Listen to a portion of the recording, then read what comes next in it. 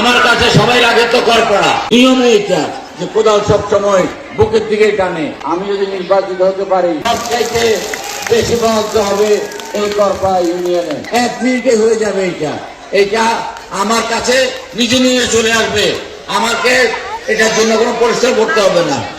আমি চাই যে এই করপা ইউনিয়নের নারী এবং পুরুষ সবাই একসাথে হয়ে ধানের শীষের পক্ষে তথা আপনাদের মাটির সন্তান আমার পক্ষে একটা ভোট দেবেন। আমি আশা করি আমি যদি নির্বাচিত হতে পারি তাহলে আপনারা নিশ্চয়ই উপলব্ধি করতে পারবেন সবচেয়ে বেশি উন্নয়ন হবে, সবচেয়ে বেশি বরাদ্দ হবে এই করপা ইউনিয়নে। ইতিমধ্যে আমি প্রায় 6খানি জায়গা আমি ঠিক করে রেখেছি একটি কলেজ করার জন্য, কিন্তু আওয়ামী লীগ আমলে আমি সেটার কোনো অনুমতি পাই নাই। বারবার চেষ্টা করেও আমি সেখানে ব্যর্থ হয়েছি। আমি একটি কারিগরি কলেজ সরকারের বিভিন্ন মহলে ধর্ণা দিয়েও আমি সেটা আদায় করতে পারি নাই। আপনারা যদি আমাকে এমপি বানান তাহলে একটা কলেজ করা অথবা একটা কারিগরি কলেজ করা কি খুব বেশি কষ্টকর পেশা?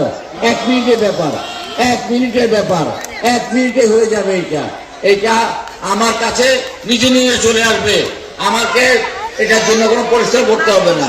করপাড়ার রাস্তাঘাটের উন্নয়নের জন্য আমি সবচেয়ে বেশি সময় দেব এবং সবচেয়ে বেশি আমি কাজ করব। করপাড়ার একটা সন্তানের চাকরি হয় সবচেয়ে বেশি তো আমি চেষ্টা করব। আমার কাছে সবাই আগে তো করপাড়া, আমার কাছে সবাই আগে তো করপাড়া। করপাড়ার একজন পুরুষ যখন যাবে চাকরির জন্য, একটা ছেলে যখন যাবে চাকরির জন্য, আমি নিঃসন্দেহে তার পক্ষেই কথা বলবো। একজন মহিলা যখন যাবে তো কোনো বিপদে কোনো সাহায্যের জন্য আমি তো সবাই আগে আমার সহযোগিতার হাতটা আমি আমার করপাড়ার বাসীকেই আমি দেব।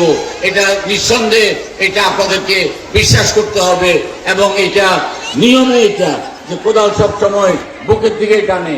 আমার যদি আমি আপনাদের পক্ষেই থাকবো, আপনাদের দিকেই থাকবো।